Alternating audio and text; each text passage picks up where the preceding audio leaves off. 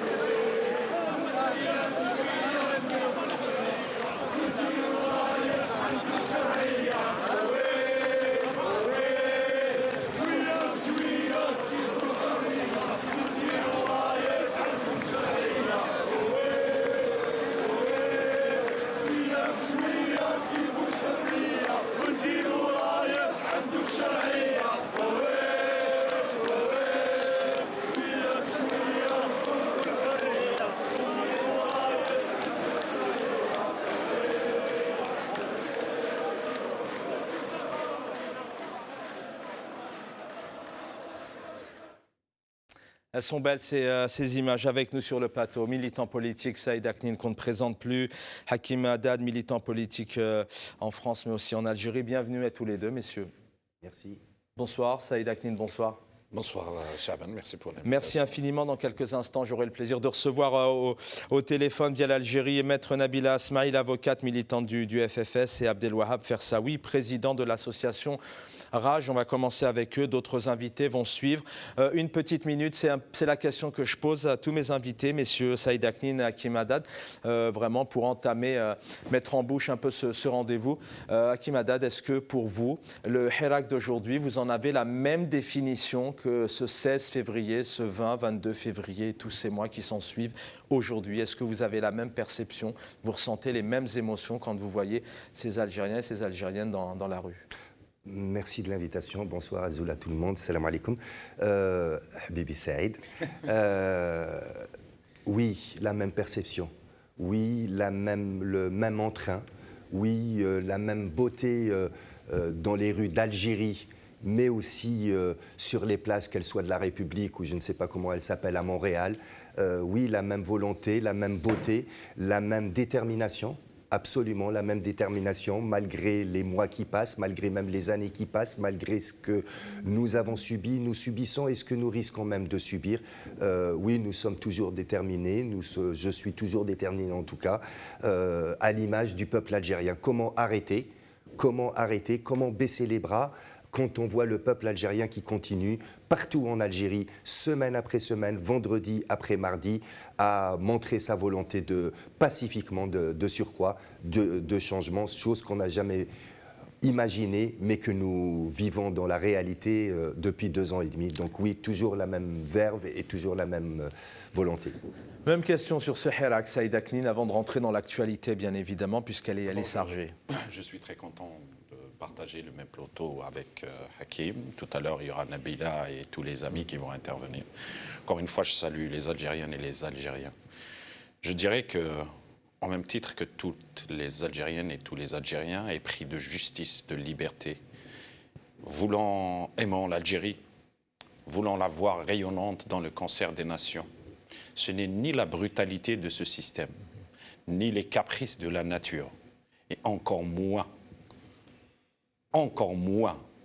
la brutalité, la sauvagerie, l'inhumanité, les hydres froids, on va y revenir, et toutes les tentatives d'attenter à cette dynamique qui vont porter, dessiner, incruster, ne serait-ce qu'une petite ride sur la beauté du sourire de la révolution algérienne. C'est une révolution du sourire. Mon sourire est toujours le même, de voir les Algériennes et les Algériens plus que jamais unis, plus que jamais déterminés, plus que jamais qui sourient à l'avenir. D'ailleurs, on dit « souris à l'avenir, il te sourit ». Jamais on a autant de détermination. On le savait dès le départ, que ce n'est pas facile de détrôner, ce n'est pas facile de déraciner un système qui, depuis des années, vivait sur le dos de tout un pays et de tout un peuple. On savait pertinemment que la contre-révolution allait donner tous les moyens pour pouvoir arriver à terme de notre révolution. Mais n'empêche, plus les jours passent, plus on découvre des Algériennes et des Algériens qu'on aime plus que jamais. Plus le temps passe, on découvre que le peuple algérien, ce n'est pas simplement un fait de hasard ou simplement un fait saisonnier. Tout ce qu'il avait montré depuis le début, c'est une conviction qui s'enracine, qui prend forme. Et aussi, nous sommes dans un temps révolutionnaire. C'est pour cette raison que moi, je n'utilise pas le mot Hirak. On est passé du mot Hirak. Actuellement, on est dans la révolution. Et dans cette révolution, ça dure dans le temps. Gardons le sourire. Ce n'est pas Tebboune, ce n'est pas Chingueriha, ce n'est pas Djbar Mahenna, ce n'est pas les généraux qui vont voler notre sourire et qui vont voler la joie de lutter du peuple algérien. Merci pour ce bel optimisme de tous les deux pour ouvrir ce rendez-vous. Maître Nabila Asmaïl, militante au FFS. Bonsoir, maître. Bonsoir Kassi, bonsoir à mon ami et frère Saïd et Hakim, que je suis contente de les revoir, même à travers l'écran. Merci. Merci d'être parmi nous. J'ai envie de vous dire peut-être une question simple, une réaction. On est en train de vivre des moments très, très, très difficiles. à tous les niveaux, recrudescence de la répression. La presse énormément en parle en Algérie, mais surtout et beaucoup à l'international et en France. Arrestation sur arrestation, on vient depuis mardi, on est en train de vivre des moments très difficiles encore aujourd'hui avec toutes ces Algériennes et ces Algériens qui ont eu rendez-vous malheureusement devant le juge. Écoutez, moi, le sentiment que j'ai, c'est au risque de choquer ou de toucher certaines l'opinion, mais le sentiment que j'ai, c'est que j'ai peur pour mon pays, parce que là, ce qui est en train d'arriver, c'est qu'ils ont pris en otage l'Algérie, et je pense que c'est de la folie que de se permettre le luxe de réprimer un peuple pacifique. Ce qui est en train d'arriver, ma peur vient du fait qu'il y a une situation de non-droit. Ma peur vient du fait que vous avez en face de vous un pouvoir qui fait les lois et qui les piétine parce qu'il s'est donné le droit de le faire.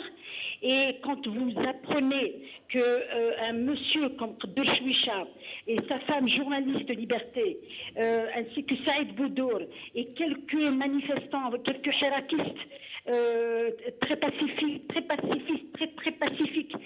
sont renvoyés devant le pôle pénal, devant le tribunal d'Oran pour des chefs d'inculpation qui sont très très lourds et très graves. J'ai peur pour mon pays, j'ai peur pour mon peuple, j'ai peur d'une dictature qui est en train de s'installer pour répondre à une révolution pacifique, la révolution dont parle Saïd, la révolution du sourire qui est en train de faire couler beaucoup de larmes.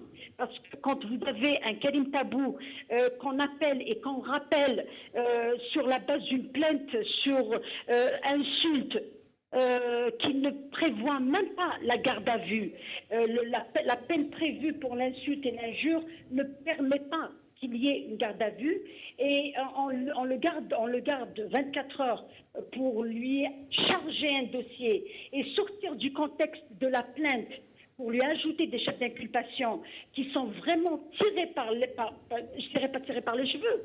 Quand on le poursuit pour incitation à attroupement, on le poursuit pour atteinte à l'unité nationale, on le poursuit pour insulte, pour intihak hormat. Oui, puis il y a, maître, excusez-moi, il y a un élément important aussi, c'est que apparemment, donc, le président du Conseil national des droits de l'homme aurait été hué dans le cadre des obsèques d'Abdou Nour, le grand défenseur des droits de l'homme, mais à la fois derrière, c'est aller vite, une plainte déposée, une arrestation à la maison, une garde à vue, un juge.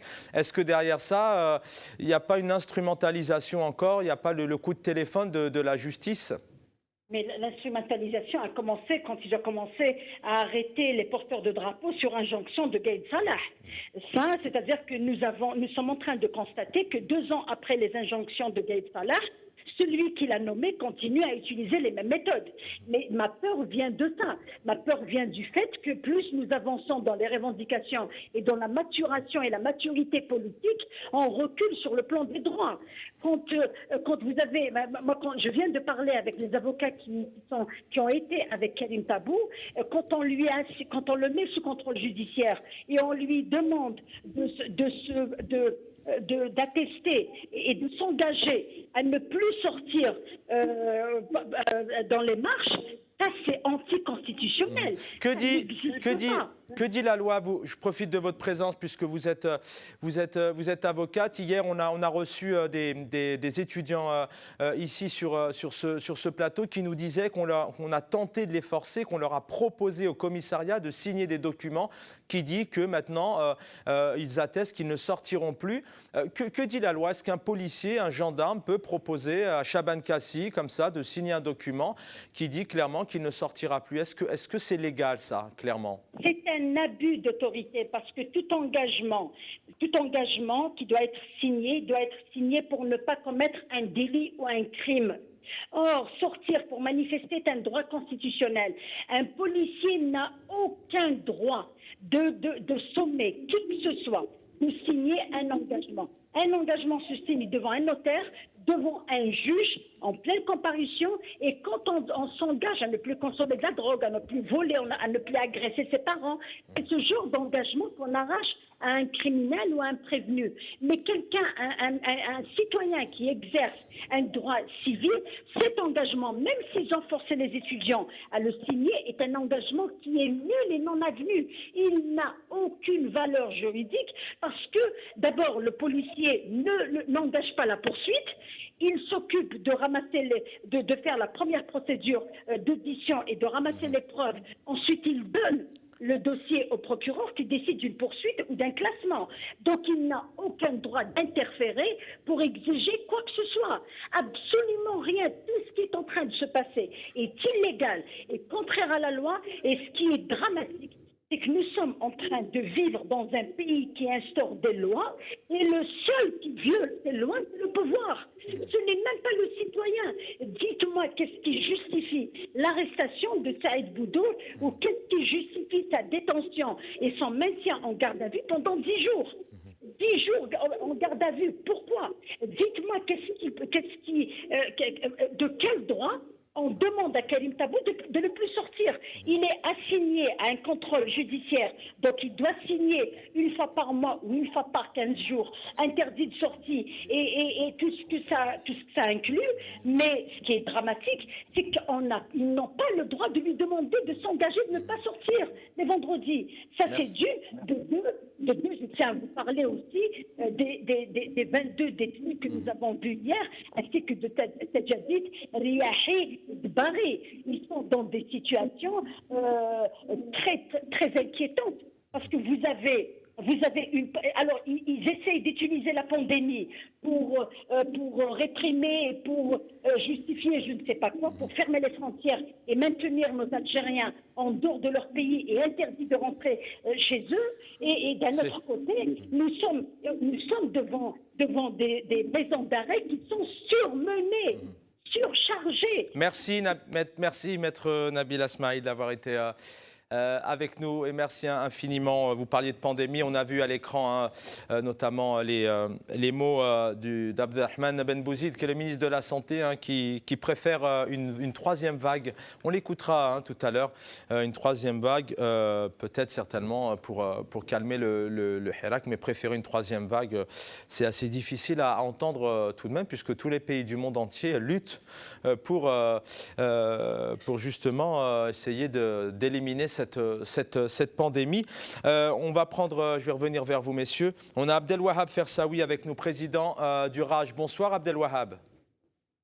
Bonsoir.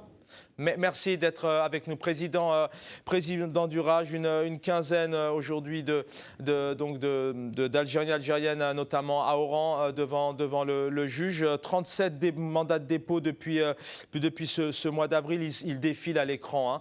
On ne peut pas citer tout le monde, malheureusement. On a une pensée pour eux. Le sentiment du président du RAJ, ce qui se passe en Algérie, est-ce qu'on a peur demain pour nos enfants algériens, algériennes, avec cette répression qui prend une ampleur de plus en plus forte?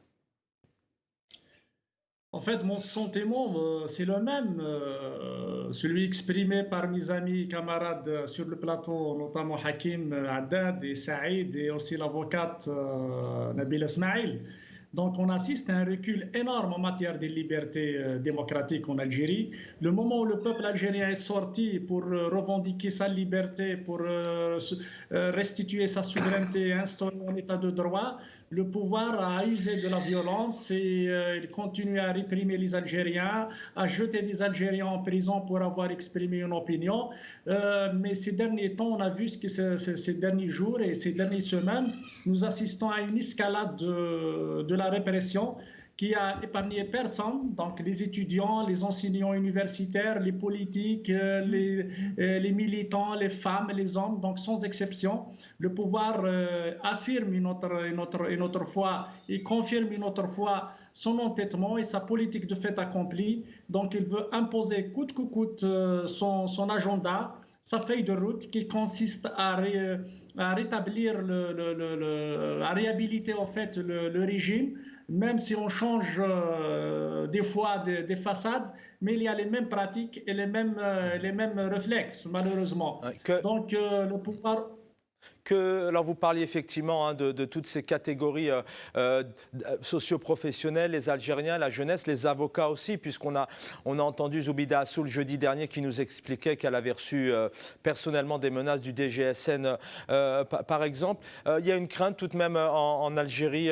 Que faut-il faire à partir du moment où on sort la gendarmerie, la police pour faire rentrer les Algériens et les Algériennes chez eux, ne plus leur laisser accès à la rue? Ça peut d'ailleurs nous rappeler une certaine période de l'histoire.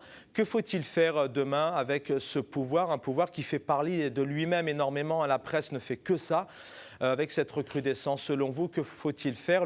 Les Algériens vont continuer, on l'a compris, mais votre vision? Le pouvoir, il continue son entêtement. Jusqu'à présent, il n'a pas donné un signe de bonne volonté pour amorcer un véritable processus de changement de régime. Donc, il a opté pour une approche sécuritaire, pour la répression. Et ça ne date pas d'aujourd'hui, depuis le début de Hirak. Donc le pouvoir, il est dans cette logique. Mais là, on a l'impression qu'ils sont à bout entre guillemets, des anciennes méthodes de répression. On dit ça comme si c'était normal, désolé. Mais que là, il faut trouver, avec cette échéance qui arrive, le 12 juin, les législatives, qu'il faut trouver une méthode supplémentaire pour peut-être mettre un terme déjà au mardi pour commencer, et peut-être demain, parce qu'on ne sait pas ce que les Algériens, ce qui les attend demain. Justement, le pouvoir, il a un seul objectif. Il veut en finir avec le Hirak, avec cette mobilisation populaire qui a tardé pour lui, parce que maintenant, ça fait plus de 2 ans. À un certain moment, il parle de la célébration du 2e anniversaire du Hirak béni, mais il a vu que le peuple algérien n'est pas sorti pour célébrer, mais il est sorti parce que l'objectif pour lequel des millions d'Algériens sont sortis à partir de février 2019, il n'est pas encore atteint. Donc les ingrédients, les raisons qui ont fait sortir les Algériens en 2019, ils sont toujours d'actualité. Donc pour lui, il veut en finir avec le Hirak, avec ses manières, avec cette répression. Donc pour lui, ça le dérange le fait que le Hirak il est national. Donc il a tout le temps essayé pour étouffer le Hirak dans d'autres régions. Ce qu'il a essayé de faire avec la région de l'Ouest, notamment à Oran, parce qu'il y a une mobilisation, il y a une organisation. Donc il voulait en finir avec les mobilisations, avec les marches populaires à Oran et dans les wilayas de l'Ouest. C'est ce qu'il a fait aussi à Alger, parce que ça le dérange. Donc en s'attaquant à l'association SOS Bab el Oued, en s'attaquant à Tajaddith, à certains militants qui sont connus à Alger, notamment au niveau du quartier populaire Bab el Oued. Donc il veut casser et affaiblir la mobilisation à Alger. Donc il souhaite donner une dimension régionale au Hirak et en manifestation au niveau national. Et aussi ce qu'il a fait la répression de la marche des étudiants le mardi passé, c'est aussi un indice que le pouvoir n'a pas d'autre alternative à donner. Donc, à part la répression et casser le Hirak. Avant de vous libérer... Pardon, allez-y Abdelwaheb. Non, justement, vous avez posé la question, qu'est-ce qu'il y a lieu de faire? Honnêtement, il n'y a pas une recette magique, à part, tout d'abord, on doit garder les caractéristiques du Hirak. Qui sont les caractéristiques principales, c'est le caractère pacifique. On doit garder le caractère pacifique du Hirak. Le pouvoir, il se nourrit de la violence. Il a tout fait pour basculer le Hirak vers la violence, notamment avec ses dernières sorties en essayant de polariser le Hirak aux années 90, de parler de la menace terroriste qui menace le pays. Donc il faut garder le caractère pacifique et aussi il faut garder le caractère national de Hirak, des manifestations, parce que le Hirak il est porté par tous les Algériens national et même l'apport important de la diaspora algérienne dans les différentes capitales du monde. Donc il faut garder ce caractère national que tous les Algériens dans leur diversité et dans leur différence au niveau national. Merci. Et aussi un autre... Un dernier mot. C'est la solidarité pour nous parce qu'il y a cette menace, il y a cette attaque contre les libertés. Donc il faut qu'on soit solidaires entre nous pour défendre les libertés démocratiques, la liberté d'association, d'expression. La presse, c'est des fondements d'une démocratie. On ne peut pas imaginer une démocratie sans qu'il y ait ces libertés. Merci Abdelwahab Fersaoui, merci à vous aussi d'être parmi nous. Je rappelle, vous avez été détenu, incarcéré pendant longtemps, président du RAJ. Merci pour ce témoignage. Le pacifisme, la solidarité, rester national. Saïd Aknin, Hakim Haddad. Entrons maintenant dans le vif du sujet pour vous, Saïd Aknin, ce qu'on vient de vivre, ce qu'on vit encore aujourd'hui, c'est du jamais vu. Vous connaissez, d'abord, vous êtes militant depuis des années. Vous étiez à Paris aussi tous les deux, si je ne me trompe pas, avec le rassemblement. On est en train de vivre une recrudescence qu'on n'a jamais vue, mais qui est peut-être sans fin. Vas-y. Sans problème. Oui, au contraire, avec plaisir. Les meilleurs à la fin. En fait, c'est du déjà-vu. C'est du déjà-vu depuis des dizaines d'années. Alors effectivement, là en ce moment, pour un petit peu ceux qui s'intéressent à la chose politique et aux capacités du pouvoir algérien de réprimer, oui, effectivement, ça peut être, je dirais, une surprise, et encore. Mais ce pouvoir est né par la violence. Ce régime est né par la violence. Ce régime, depuis l'indépendance et même avant, gère la société par la violence, toute forme de violence. Donc, ce qui est en train de se passer aujourd'hui est malheureux, bien évidemment, est à condamner, bien évidemment. Il faut qu'on y fasse face pacifiquement, bien évidemment, mais pour certains d'entre nous et pour en tout cas beaucoup de militants, ce n'est pas une surprise. On ne pouvait pas imaginer que ce pouvoir allait, et qu'on ne peut pas continuer même de l'imaginer, que ce pouvoir va nous laisser, va laisser le peuple, la population, le peuple prendre sa place. Voilà. Donc, par contre, gardez la parole, continuez, mais pourquoi, selon vous, ce sera aussi la deuxième même question pour vous, Saïd Aknin, pourquoi il en arrive là aujourd'hui? Ça y est, il est à bout, 26 mois. J'allais dire, pour résumer, pour résumer, en fait, qu'est-ce qu'on peut attendre, en quoi nous pouvons être si étonnés d'un pouvoir qui emprisonne l'Akhdar Bourgad, Allah yarhamou. Après, il n'y a plus rien, je veux dire, il n'y a plus de limite pour lui. Donc pourquoi? Parce qu'il est acculé, parce qu'il sent que, effectivement, cette fois-ci, le peuple ne s'arrêtera pas. Et que cette fois-ci, le peuple, avec Selmiya, avec le côté pacifique, qui est notre meilleure arme et notre meilleure force depuis presque toujours, j'allais dire, il aura énormément de mal à arriver à bout. Et il pense, il va le faire, il va réprimer, mais c'est fini. Et ce n'est pas des slogans que de dire ça. Une révolution qui dure depuis 2 ans et demi face à un pouvoir comme celui-là. Nous devrons en parler également face au silence international. Face au silence international. Et pas seulement les médias, les politiques, les organisations de droits humains, etc. qu'il faut qu'ils développent. Ça commence à bouger. Voilà, on donc, sent tout de même que l'Algérie va se retrouver... ça commence à bouger, mais comme le disait l'Oustad Asmaïl tout à l'heure, la répression, elle n'est pas d'aujourd'hui. Elle est depuis juin 2019. Donc, oui, il y a aujourd'hui, par contre, péril en la demeure, comme ça a été dit depuis tout à l'heure, et qu'il faut que, non pas qu'on passe nos temps seulement, aussi important soit la chose, à dénoncer, à montrer du doigt ce pouvoir et ce qu'il est en train de faire, donc à réagir. Mais je pense que dénoncer, c'est vrai qu'on le dit souvent, mais je pense que dénoncer, c'est important parce que pour l'instant, comme vous le dites, il y a certains pays, certaines nations qui sont totalement dans le silence avec ce que l'Algérie et cette dérive sécuritaire. Je vous laisse finir. Oui, bien sûr. Mon ami Saïd. Je vous en prie. Oui, justement, c'est fondamental. Mais il faut passer à un moment de la dénonciation à l'action pour le faire cesser ces choses-là. L'initiative, moi, franchement, les initiatives partout à travers le monde, et j'en appelle à la communauté algérienne à l'étranger, cette fameuse diaspora, cet exemple algérien à travers le monde qui depuis plus de 2 ans et demi n'a pas cessé. Il faut que maintenant elle prenne plus ses responsabilités et il faut qu'elle agisse plus. j'en veux pour preuve, il est devant moi et c'est pas pour lui jeter des fleurs et en plus elle serait méritée, l'initiative qui a été organisée aujourd'hui devant, il en parlera de lui-même, il faut, par rapport à la répression qui tombe, parce que, et j'en termine, ce pouvoir, ça le dérange énormément.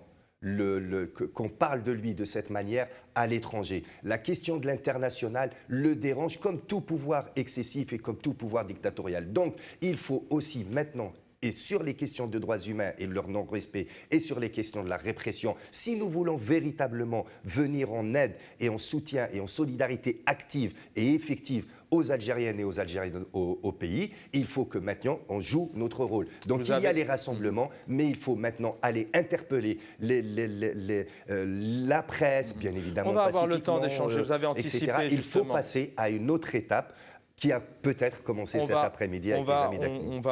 Vous avez anticipé comment protéger le Hirak d'abord physiquement, humainement, psychologiquement, parce que c'est la question numéro 1. Et puis après, dans sa continuité, Saïd Hakim, vous avez la parole.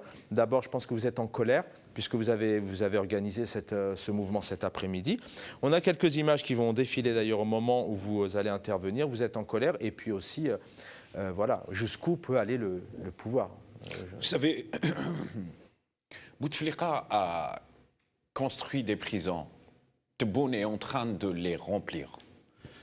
Auront-ils assez de prisons pour emprisonner 30 millions, 25 millions, 20 millions d'Algériens? Y aurait-il une prison pour la pensée de subversion?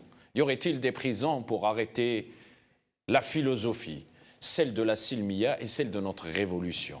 Il n'y aurait pas de... Ce système, s'il s'adonne à cette réaction de bête blessée, parce qu'il panique, il chavire.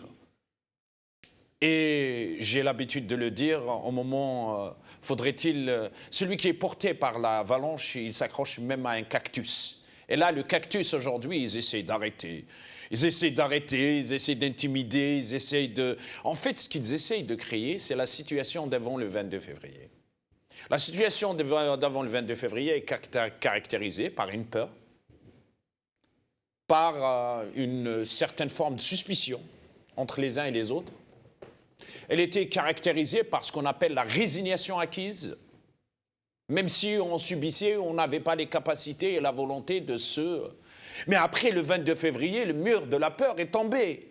Aujourd'hui, on a plus peur pour l'Algérie qu'on a peur de ce système. On a peur que ce système, justement, ait le réflexe suicidaire d'en finir avec l'Algérie. Mais on n'a pas peur pour nous. On n'a pas peur, on a peur de rien du tout. On a peur de quoi? Ils sont tellement lâches qu'ils n'en ont pas peur de leur lâcheté. Et puis, bien sûr qu'aujourd'hui, ils essaient de changer les leviers pour diviser le peuple. Après avoir utilisé des accusations de type à penser, du moins sur le plan international, aux détenus d'opinion, aujourd'hui, c'est du droit commun. C'est pour essayer d'influencer comme quoi c'est des voyous. Moi, j'aimerais bien qu'on me dise si Mohamed Teljeddi est un voyou. Alors, si Mohamed Teljeddi est un voyou, moi, je suis un sous-voyou. Un jeune qui n'a pas fait de grandes études, qui est là, qui nous égaye, qui nous fait voyager à travers la poésie, et qui, dans une chaîne de télé, c'est pour ça qu'ils l'ont arrêté, c'est pour ça qu'ils lui reprochent ça. Il a dit dans une chaîne de télé, même s'ils vont tirer sur nous à balles réelles, nous, on va rester Silmiya. Là, il a dessiné la ligne et il les a accusés pour des générations et des générations. C'est pour cette raison qu'il double d'efforts pour essayer de manipuler et de monter les uns contre les autres, ainsi de suite.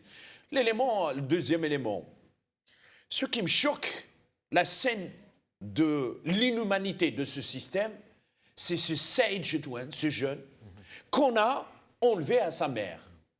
D'ailleurs, je vous laisse la parole. Vous gardez la parole, vous pouvez réagir aussi là-dessus. La juge, donc, il a été placé dans un centre de protection infantile. On sait malheureusement qu'il y a des dizaines de milliers, il y a 20, 30 000 enfants et jeunes qui ont besoin d'aide.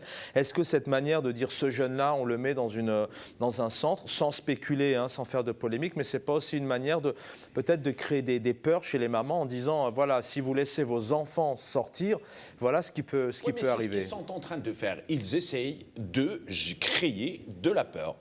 Avant, c'était le peuple qui avait peur, et puis à un certain moment, la peur a changé de camp. C'est ce que disait le peuple algérien. La peur a changé de camp. Donc pour vous, le peuple, c'est la question que je posais à Hakim Haddad, pourquoi il en arrive là aujourd'hui à un niveau de répression? C'est que le pouvoir a peur, il panique, ils ont perdu la boussole. Moi, je ne trouve même pas de qualificatif raisonnable à ce système. Je ne sais pas, et c'est des schizophrènes, malades mentaux, il faut dire les choses telles qu'elles sont quand je parle du système. Quand je parle du peuple, effectivement, même si parfois on est divergent, on ne partage pas les mêmes opinions, ainsi de suite, on fait très attention. Mais avec eux, pourquoi? Parce que dans le peuple algérien, il y a des forces. Dans le peuple algérien, il y a du génie, il y a du talent, il y a de la mesure. Et pour cette raison, moi, j'aimerais bien lancer non pas un appel, mais dire tout simplement ce que je pense, que le temps aujourd'hui n'est pas le temps des divisions, n'est pas le temps de celui, il est d'en haut, celui-là, il est d'en bas, celui-là, il a une écharpe rouge, moi je n'ai pas d'écharpe, ainsi de suite. Le temps est à l'union. Le temps est à l'union et le temps est à la transcendance. Le temps est à faire face, main dans la main, à ce système.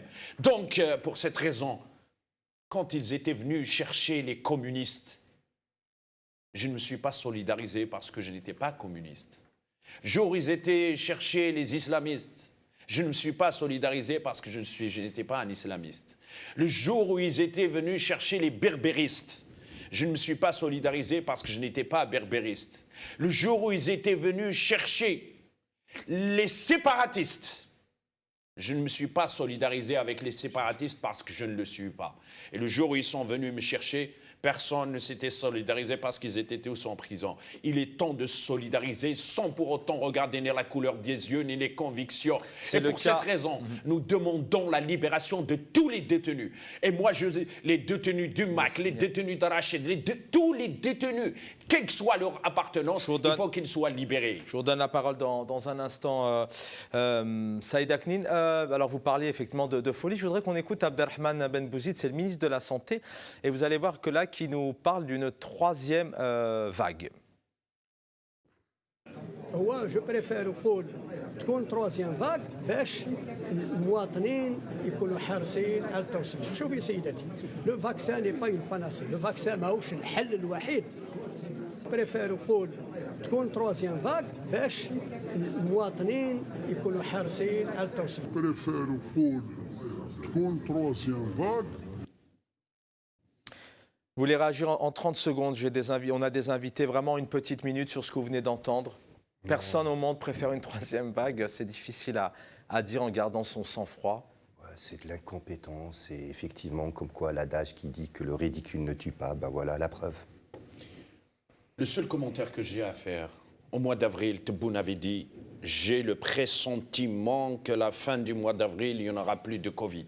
La science ne se gère pas par le fétichisme, ni par autre chose, mais par des éléments pragmatiques et scientifiques. » Merci pour ces deux réactions, messieurs. Yamina Marraoui est avec nous. Bonsoir, Yamina Marraoui.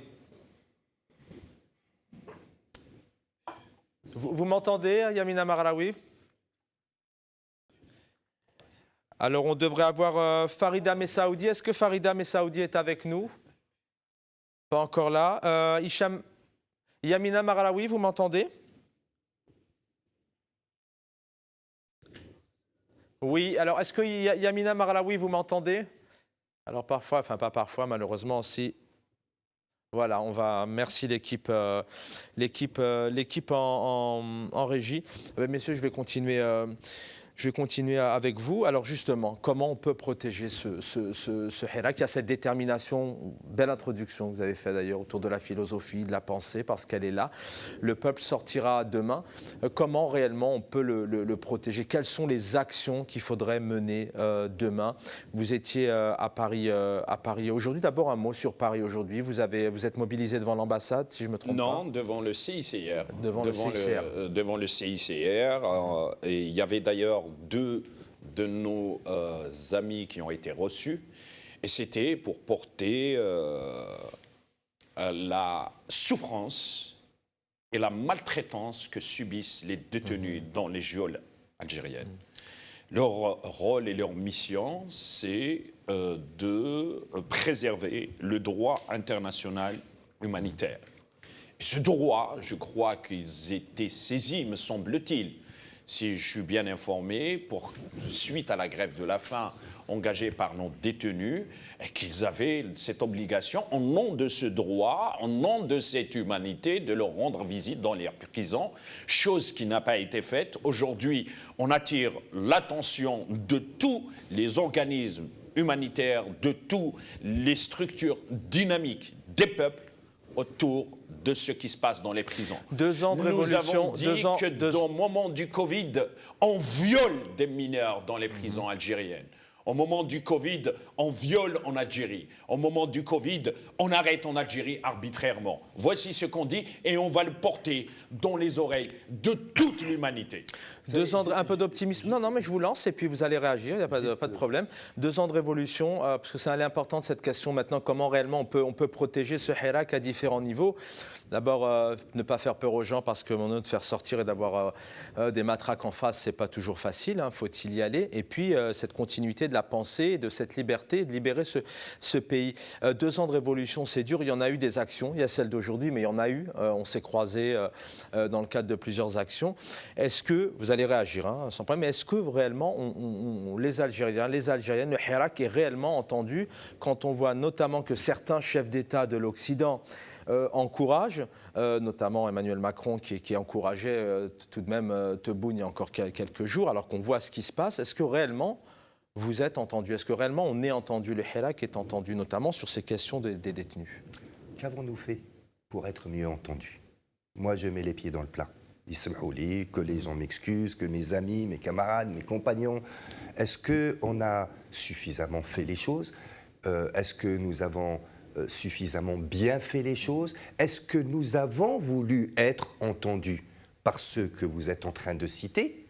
Est-ce que nous ne nous sommes pas suffis dans notre joie, de cette révolution, avec tous les problèmes qu'il y a eu? Il y a eu des sittings, il y a eu des sittings devant les... Ce que vous êtes en train de dire, de mon point de vue, c'est là que réside maintenant ce que nous devons répondre à cette question et entamé comme ça a été entamé. Alors le plus, je vais vite dans mes réactions. Le plus, c'est quoi? Il y a eu des sittings pour le 1er novembre devant les consulats. Il y a eu des sittings pour le 12-12 devant les consulats. Il faut qu'aujourd'hui, excusez-moi non, je vous en prie. Excusez-moi de vous couper. Place aux invités. Merci. Il faut qu'aujourd'hui le monde sache. Et ce n'est plus que devant nos ambassades, ce n'est plus que devant les consulats algériens, que ce soit à Paris ou à Marseille ou à Montréal ou ailleurs. Il faut que la communauté internationale sache et il faut que, pour qu'elle sache, il faut que la presse informe. Je pense que l'initiative qui a été faite aujourd'hui est une première. Le CICR, on pourrait leur dire aussi dans un avenir très proche, à partir de... Voilà, il faut qu'ils sachent que les détenus, tous les détenus, que ce soit les détenus d'opinion et politique ou les autres prisonniers de droit commun, n'ont pas de panier, n'ont pas de repas depuis 1 an, sous prétexte du Covid. Voilà. Eh bien, le CICR doit savoir ces choses-là. Ce que je veux dire par là, c'est que... et il faut qu'on le pousse à agir dans le cadre de ses prérogatives. Il faut que le monde sache, il faut que les organisations dites de droits de l'homme et qui sont de défense de droits de l'homme à travers le monde réagissent fortement. Il faut que les opinions publiques occidentale. Nous nous adressons aux opinions publiques. Nous ne nous adressons pas au gouvernement, ou en tout cas en ce qui me concerne. C'est peine perdue. C'est peine Non, perdue. il faut que ces opinions publiques, c'est à elles de faire pression sur leur propre gouvernement. C'est pas à moi d'aller demander ou exiger ou quoi que ce soit auprès de Macron, ou pas à moi seulement. C'est aux Français de le faire. Mais on peut C'est comprendre tout de même que dans un pays qui est... Alors, il y a une démocratie en Occident, dans plusieurs pays, etc. bien sûr. Alors, même si elle est critiquée, on ne va pas se le cacher, dans plusieurs pays d'Europe, la démocratie est critiquée. Mais quand on voit ces chefs d'État, responsables politiques qui ne dénoncent pas, on voit, si on parle de la relation entre la France et l'Algérie depuis des années, on n'a jamais entendu un responsable, un ministre, serait-ce que dénoncer cette répression. Ce n'est pas prendre parti. C'est pas compliqué de dénoncer. Ils sont dans leur rôle tant qu'on ne les fait pas changer de rôle. Ils sont dans le rôle de business avec un pays, avec un État, avec un autre, entre États. Voilà. Donc il faut que nous puissions faire en sorte, et là, à travers la répression féroce qui est en train de s'abattre et qui va continuer, de toute façon, qui va continuer, ne nous faisons pas d'illusions, il faut qu'on trouve les moyens de faire bouger ces sociétés, de former ces sociétés. Quand même, je veux dire, je ne tape pas en général sur la presse et je ne tape pas dessus, même maintenant, mais en 2 ans et demi... La presse en parle de plus en plus, tout de même. Il y a une revue de presse qui défile actuellement à l'écran. Karim va nous annoncer ça à l'écran dans quelques instants. Il y a quand même une... Il faut que le monde continue à savoir. Ce n'est pas demain ou après-demain, samedi ou dimanche, qu'on s'arrêtera momentanément la répression, que le monde doit se taire. Il faut que les ONG internationales, il faut que les politiques, je le dis tout simplement, il faut qu'ils prennent position. Il faut qu'ils prennent position. Le tout n'est pas d'aller devant les caméras et de dire, de dire ce peuple algérien magnifique. Alors certains députés européens... J'insiste, il faut que les politiques, les hommes et les femmes politiques réagissent et poussent leur propre gouvernement à savoir comment il gère la question des droits humains et la question du non-respect des libertés avec son partenaire, la dictature en Algérie et d'autres dictatures dans le monde d'ailleurs. Saïd Akin, restez lancé, je vous donne la parole dans quelques instants. On a Hicham Riyad qui est avec nous, qui est sorti, qui s'est donc fait arrêter hier, qui est placé sous contrôle judiciaire. Hicham Riyad, je vous donne la parole, vous êtes fidèle à l'émission, merci pour votre fidélité. Et puis merci encore de réagir ce soir parce que vous étiez arrêté hier, garde à vue, vous êtes passé devant le juge cet après-midi. Si je ne me trompe pas, il y a eu perquisition et on vous a pris votre ordinateur. Première question, comment allez-vous? Et deuxième question, une réaction sur ce que vous avez vécu. Oui, merci déjà pour l'appel. Je suis un petit peu fatigué, c'est normal, parce que hier, j'ai passé toute la journée et la nuit chez la brigade. En réalité, ils m'ont respecté. Pour être très clair. Mais bon, ça veut dire après, c'est mes positions politiques qui sont revues. Moi, j'insiste toujours sur mes positions. Je suis fidèle au peuple algérien. Je suis pour le changement radical en Algérie. Le combat, la lutte continue. Inch'Allah, on va continuer ce combat pacifiquement pour faire ce changement et construire un état de droit et des institutions qui représentent réellement le peuple. Maintenant, je suis placé sous contrôle judiciaire. On va, je ne sais pas, les prochains jours, on va voir ce qu'on pourra faire. Mais je sais que ce peuple algérien est déterminé à continuer son combat pour avoir sa liberté. Ils sont en train de placer plusieurs personnes, Boudour, journaliste sous contrôle judiciaire, sur 12 hirakistes algériens. On a 4 mandats de dépôt, on a plusieurs libertés provisoires. Madame, la femme de Khadol Choucha, donc journaliste, je vais retrouver son nom, voilà, c'est Madame Jamila Aloukil, donc est en liberté provisoire. Et Khadol Choucha, pour l'instant, on attend une réponse. Le pouvoir civil est en train de mettre tout le monde sous contrôle judiciaire. Quel est son objectif? C'est de mettre tout le monde derrière sa porte, enfermé dans son appartement? C'est de nous faire taire. Il veut qu'on se tait pour de bon, pour que le système arrivera à se régénérer. Mais notre lutte, notre amour pour cette Algérie nous pousse à continuer la lutte pacifiquement pour réaliser nos objectifs et les objectifs de ce peuple qui veut la liberté, qui aime son pays, comme je leur dis d'ailleurs, que moi je suis amoureux de l'Algérie, je suis un homme pacifique qui demande l'union nationale, mais en même temps, je veux que le peuple algérien soit libre et je vais combattre et défendre cet objectif jusqu'à la fin, Inch'Allah. Merci. Une dernière minute avec vous. Alors, si vous avez envie de répondre, bien évidemment, tout en vous protégeant, bien sûr, mais qu'est-ce que vous dit le juge, le procureur, quand vous leur dites que vous êtes pacifique depuis des mois, vous sortez, vous manifestez comme dans plusieurs pays? Qu'est-ce qu'on vous dit quelles sont les raisons réelles? En réalité, il nous entend. Ça veut dire, aujourd'hui, j'étais devant un juge très compréhensible. Ça veut dire, en réalité, il m'a écouté. Et à la fin, il m'a mis sous contrôle. Mais bon, Oui. Il t'entend. Moi, j'ai exprimé mes avis. Et j'ai dit que je suis pacifique, j'aime l'Algérie, mais en même temps, je vais continuer ma lutte pour construire et aider ce peuple à construire ses institutions légitimes. Merci Hicham Riyad, je vous souhaite un bon repos, pour votre famille. On va essayer dans quelques instants, je l'espère, de retrouver Yamina Mehraoui qui devrait nous dire 2 mots.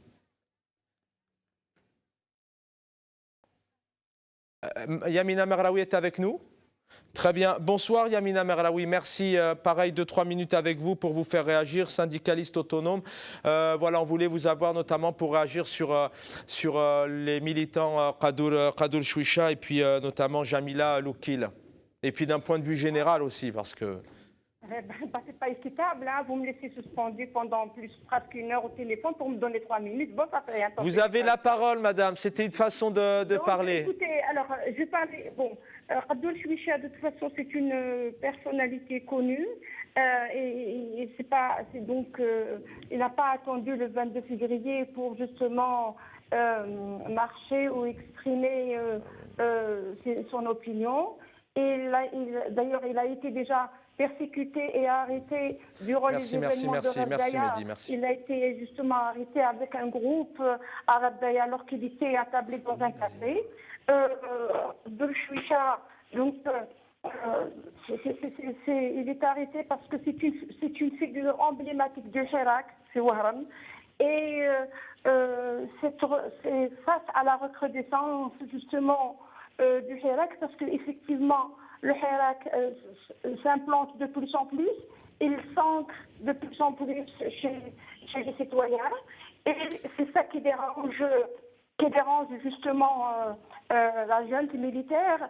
Actuellement, la junte militaire travaille sur la division géographique de l'Algérie. On a l'impression que qu'Oran ne fait pas partie du territoire algérien ou de la République algérienne. Qu'Oran, ce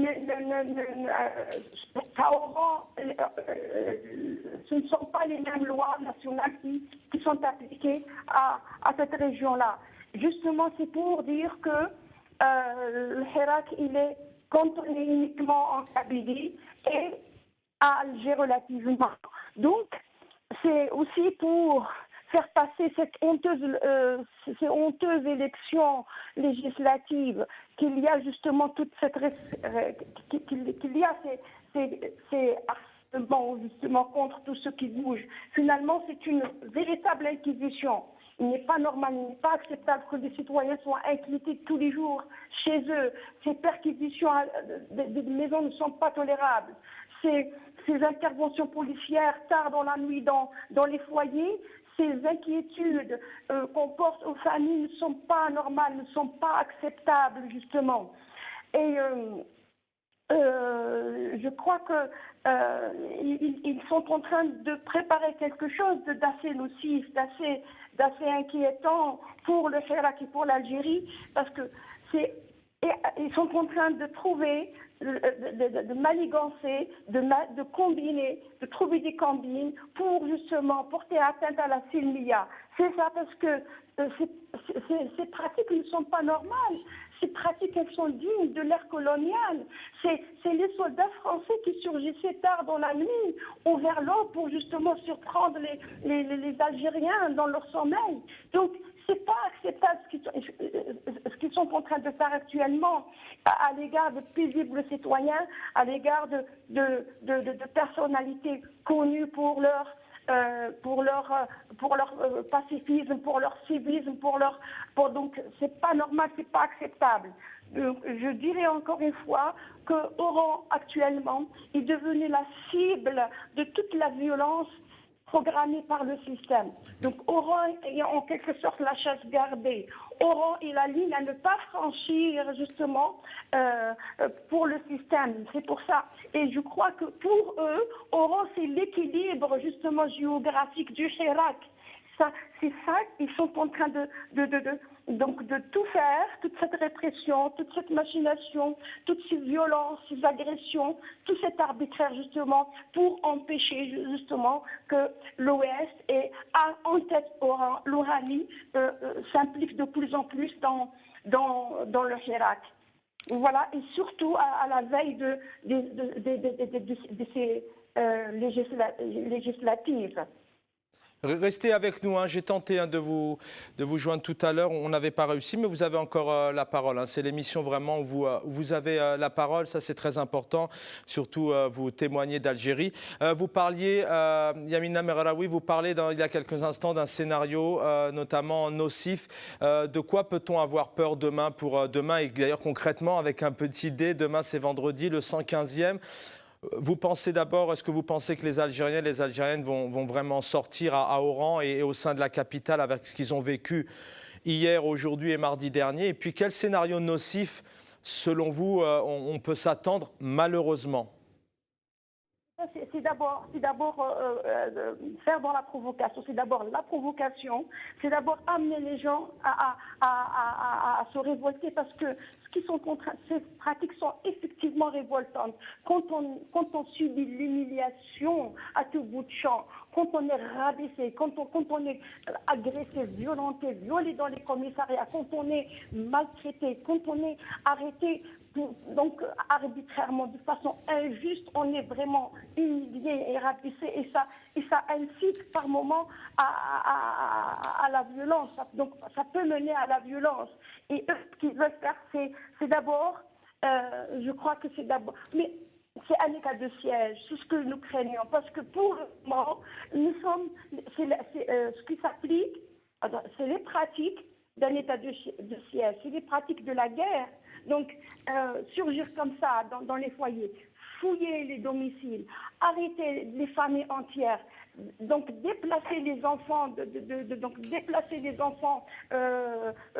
chez eux, c'est pas normal. Arrêter des groupes de jeunes, des étudiants, donc briser l'avenir de ces étudiants qui ont des examens, qui ont des cours à suivre, qui ont donc un avenir à construire, c'est pas normal. Endeuiller les familles en ce mois sacré n'est pas normal, n'est pas acceptable. Donc, c'est justement aller vers des émeutes avec les problèmes sociaux qui sont en train de générer, parce que finalement, la crise de l'équité, elle est encore là. La crise de l'huile, la crise des denrées alimentaires de première nécessité, elle est encore là, elle est très présente. Et elle est entretenue par le système pour justement pousser les gens à aller vers des émeutes et à aller vers la violence. Parce que les révoltes sociales, ça a toujours été synonyme de violence de violence physique, matérielle, etc.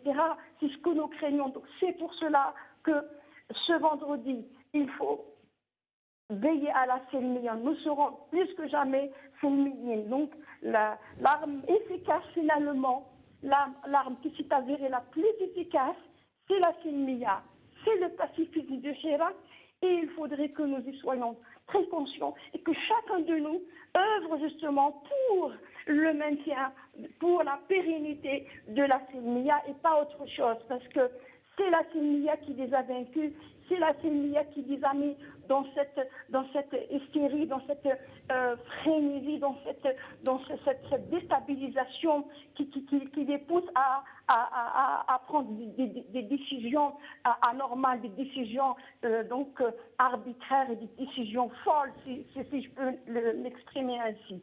Merci infiniment. Merci, j'espère que vous avez eu le temps de vous exprimer. Yamina Merlaoui, merci infiniment d'être avec nous. Et je rappelle à tous nos invités venant d'Algérie, bien évidemment, que vous avez la parole et merci pour vos témoignages. Messieurs, sur le plateau, on va terminer ensemble. Voilà, Yamina Merlaoui nous parle même d'un état de siège, limite des pratiques de guerre. Demain aussi, dans le Hirak, certainement on verra des slogans autour de cette crise sociale, des pénuries de produits. Je ne sais pas si rapidement on pourrait nous diffuser, s'il vous plaît, justement ce que nous dit le Ammar Belhimar, qui est le porte-parole de la communication au sujet notamment des grévistes.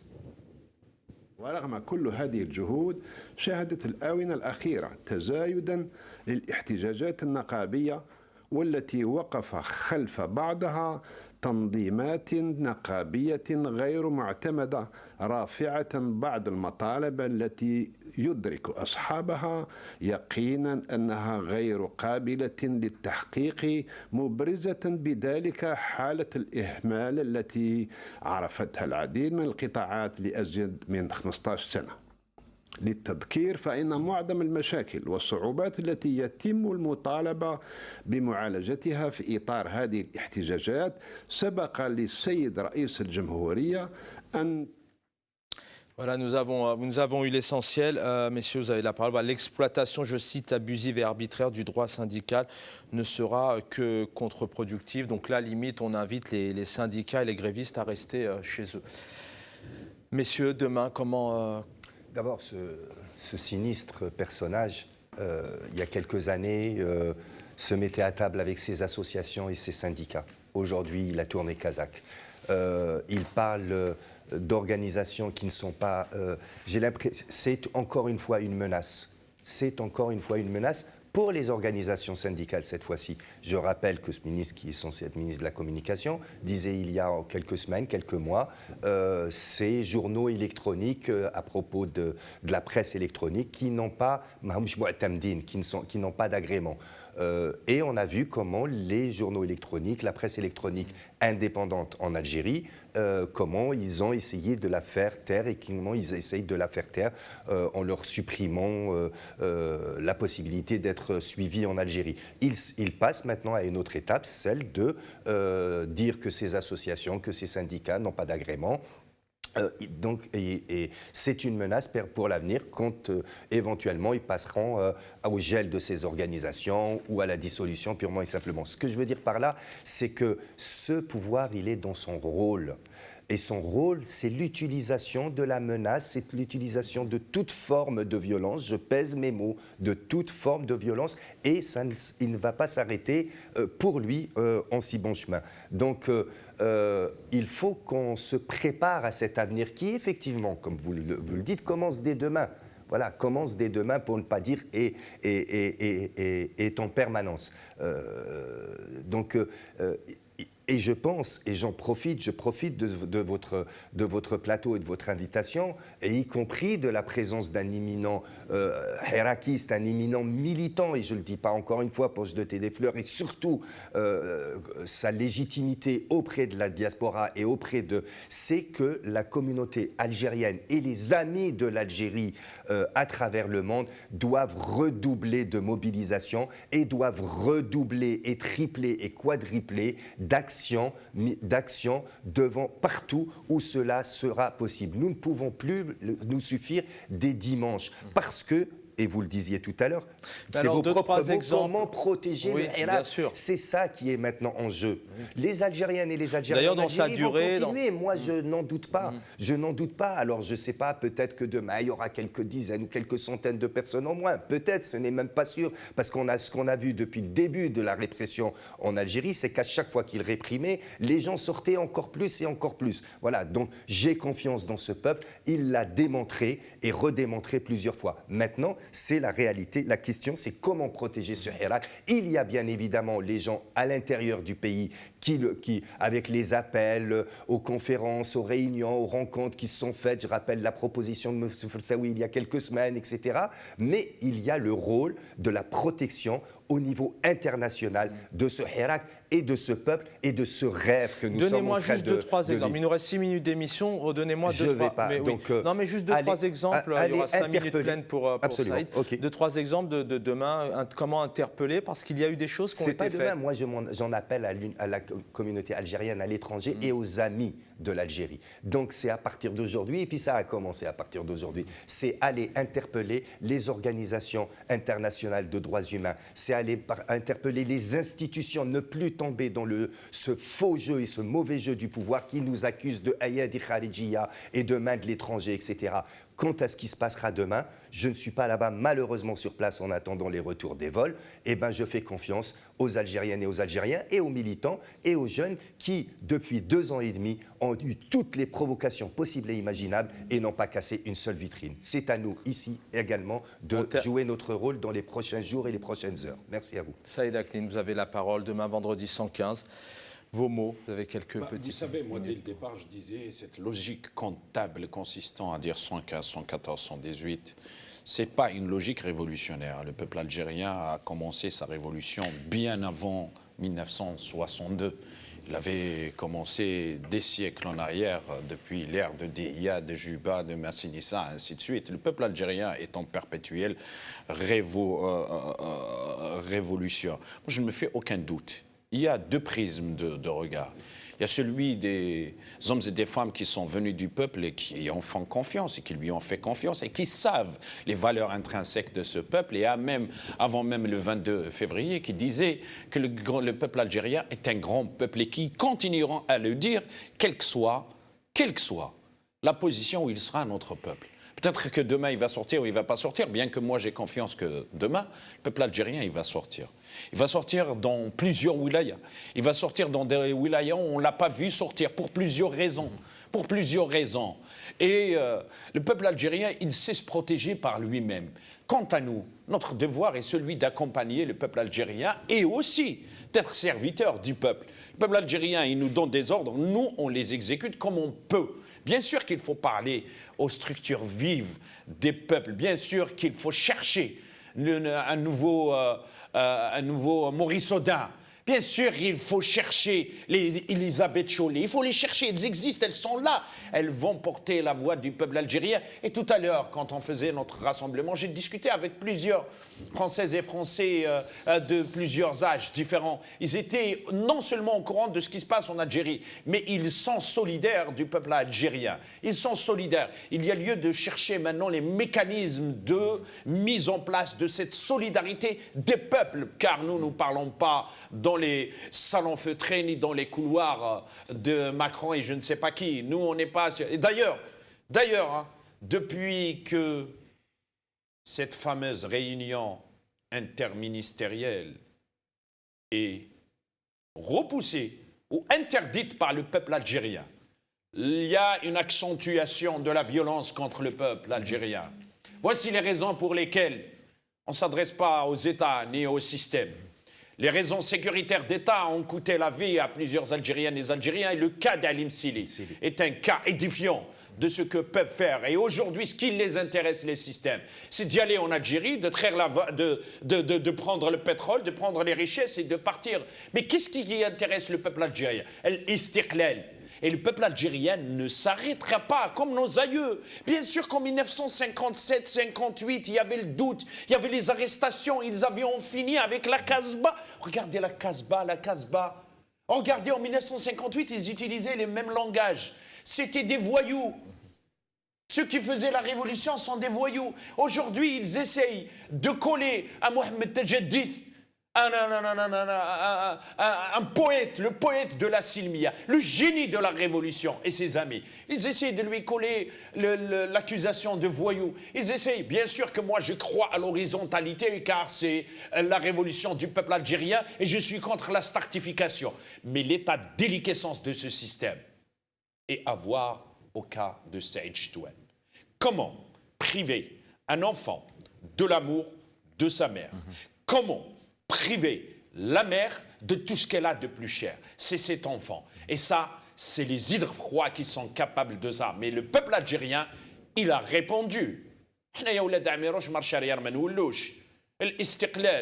Et il a répondu qu'on ne va pas s'arrêter. Et ça, c'est la détermination du peuple algérien jusqu'à l'istiqlal. Et ça sera encore demain pour ce vendredi 115. Merci infiniment. Concernant Karim Tabou, il va mieux après son malaise ce matin, donc il a contrôle judiciaire aussi. On devait écouter Farida Messaoudi pour un témoignage. On n'a pas réussi à la joindre. On a une pensée à tous les détenus, toutes les familles. Je vous souhaite un bon appétit. Je voudrais remercier mon équipe technique, l'équipe technique en régie, Ramzan et puis Abdellah et puis Karim. Merci Naziha d'avoir préparé cette émission à mes côtés. Merci messieurs. Saïd Aknin et Hakim Haddad. Sahaf Turkoum, Sahar Foronoun, bon appétit et à très vite pour un nouveau numéro de Microscope. Bonne soirée.